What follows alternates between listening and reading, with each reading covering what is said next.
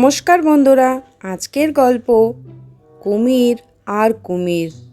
সাথে থাকো আর শুনতে থাকো। আজ থেকে অনেক অনেক বছর আগের কথা। তখন গোপাল একটা স্কুলে মাস্টারি করত। বৈশাখ জ্যৈষ্ঠ মাসের সময় প্রচণ্ড গরম, সবাই ঘেমে নিয়ে অস্থির। ক্লাসরুমের বাইরের দিঘিটা যেন হাতছানি দিয়ে গোপালকে ডাকছে। গোপাল মনে মনে ভাবছে, যত তাড়াতাড়ি বাড়ি ফিরে যাওয়া যায় ততই মঙ্গল। তাই গোপাল আজ পড়াশোনা বাদ দিয়ে ক্লাসের সবাইকে বলি শোন, যার যা মনে আসে সে তার ইচ্ছে মতো সেই বিষয়ে রচনা লিখে ফেল। আমি একটু পরেই খাতা দেখব। এই বলে গোপাল আরাম করে বসে হাওয়া খেতে লাগলো। গোপালের কথা মতো প্রত্যেকেই রচনা লিখে খাতা জমা দিল। গোপাল সবারটা দেখল। কেউ লিখেছে গরু, কেউ বিদ্যালয়, কেউ বা আমাদের গ্রাম, বাজার ইত্যাদি নিয়ে। এদের মধ্যে এক ছেলে রচনা লিখেছে কুমির নিয়ে। অন্যরকম বিষয় দেখে একটু নড়ে চড়ে বসলো গোপাল। গোপাল তখন ছাত্রটিকে বললে, এই ছেলে, এগুলো কি লিখেছিস? তোর রচনা তুই পড়ে শোনা। গোপালের কথা শুনে ছেলেটি কুমির সম্বন্ধে যা রচনা লিখেছে সেটাই পড়তে লাগলো। কুমিরের আছে দুটো চোখ, দুটো কান, চারটে পা আর বিশাল একটা মুখ এবং দাঁতগুলো ভীষণ ধারালো। কুমিরটির সারা দেহ খসখসে শক্ত চামড়ার আবরণে রয়েছে। আর আছে বিশাল লম্বা একটা লেজ, আর সেই লেজে আছে খাঁচকাটা খাঁচকাটা খাঁচকাটা। এইবার গোপাল প্রচণ্ড রেগে বলে উঠলে, এই বদমাস ছেলে, এগুলো কি লিখেছিস? এত খাঁচ কাটা কেন? ছাত্রটি তখন গোপালকে বললে, মাস্টারমশাই, অনেক লম্বা লেজ তো, তাই অনেক বেশি খাঁচ কাটা। ওই হারামজাদা, তোর আর কুমির নিয়ে রচনা লিখতে হবে না। কালকে গরু নিয়ে রচনা লিখে আনবি। The next day. অবাক কাণ্ড! পরদিন ছাত্রটি 20 পৃষ্ঠার একটা রচনা লিখে এনে গোপালকে দিল। গোপাল তো ভীষণ অবাক, কারণ গরু নিয়ে ছেলেপেলেরা 8 পৃষ্ঠাও লিখতে পারে না। আর এই ছেলে 20 পৃষ্ঠা ধরে কি লিখেছে? গরু নিয়ে কি রচনা লিখেছিস? পড়, আমি শুনি। গরু একটি গৃহপালিত প্রাণী। তার দুটি চোখ, দুটি কান, চারটি পা, দুটি শিং ও একটি লেজ আছে। গরু অনেক নিরীহ একটি প্রাণী। আমাদের একটি গরু ছিল, তার গায়ের রং ছিল ধবধবে সাদা। রোজ বিকালে রাখাল তাকে খেতে চড়াতে নিয়ে যেত। একদিন রাখাল তাকে নদীর ধারে চড়াতে নিয়ে গেল। হঠাৎ সেই নদী থেকে একটি কুমির উঠে এসে গরুটাকে কামড়ে নদীতে নিয়ে গেল। সেই কুমিরের ছিল দুটি চোখ, দুটি কান, চারটি পা। তার ছিল বিশাল একটা মুখ। তার দাঁতগুলো ছিল ভীষণ ধারালো। কুমিরের সারা দেহ ছিল খসখসে শক্ত চামড়া, আর ছিল বিশাল লম্বা একটা লেজ। সেই লেজ ছিল খাঁচকাটা খাঁচকাটা খাঁচকাটা। ওই হতভাগা, এদিকে আয়। কি লিখেছিস এগুলো? সারা পৃষ্ঠা জুড়ে শুধু খাঁচ কাটা আর খাঁচ কাটা। মাস্টারমশাই, অনেক বড় লেজ তো, তাই অনেক বেশি খাজ। এরপর গোপাল কিছুক্ষণ ভেবে ছাত্রকে বললে, শোন, কালকে আমাদের বাড়ি নামে একটা রচনা লিখে আনবি। ঠিক আছে মাস্টারমশাই। The next day. যেমনি কথা তেমনি কাজ। পরদিন ছাত্র বিপুল উদ্যমে 34 পৃষ্ঠার রচনা লিখে আনলো। গোপালের হাতে দিতেই গোপাল শঙ্কিত দৃষ্টিতে ছাত্রের দিকে তাকালো।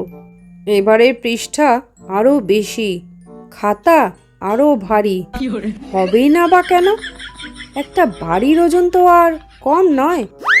খাতার মধ্যে আমাদের বাড়ি লিখলে তার ওজন তো বেশি হবেই। ছাত্রটি মহা খুশিতে নানান কথা ভাবতে থাকে। ঠিক সেই সময় গোপাল বললে, ওরে হতচ্ছাড়া, এত কি লিখেছিস, পড়ে শোনা।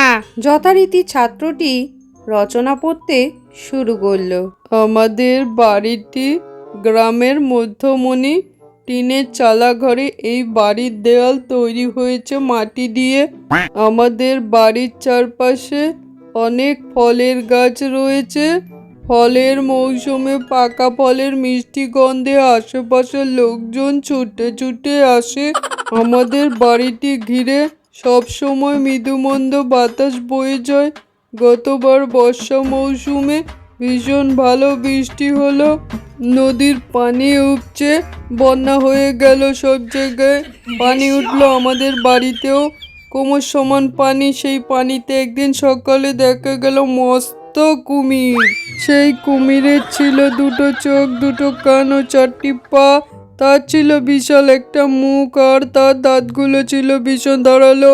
সেই কুমিরের সারা দেহ ছিল খসখসে শক্ত চামড়া, আর ছিল বিশাল লম্বা একটা লেজ, আর সেই লেজ ছিল খাঁচকাটা খাঁচকাটা খাঁচকাটা। ওই হতচ্ছাড়া, থাম। সারা পাতা জুড়ে শুধু খাঁচকাটা খাঁচকাটা লিখে 34 পৃষ্ঠা বানিয়েছে।